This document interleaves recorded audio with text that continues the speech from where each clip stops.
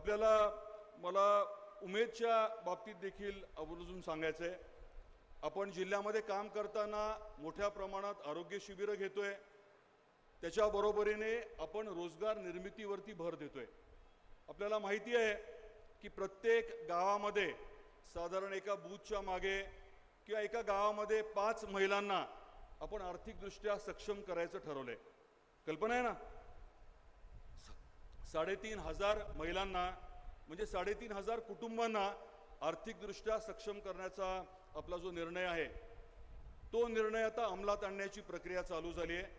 आत्ताच मला अर्चनाने सांगितलं की 2700 महिलांची नावं आलेली आहेत आणि येणाऱ्या काळात 3500 महिलांच्या बाबतीत त्यांना आवडीचा जो व्यवसाय आहे तो सुरू करण्यासाठी लागणारं कर्ज, शक्य असेल तिथे शासकीय अनुदान हे निश्चितपणे मिळवून देण्याची जबाबदारी आपण सर्वांनी स्वीकारलेली आहे।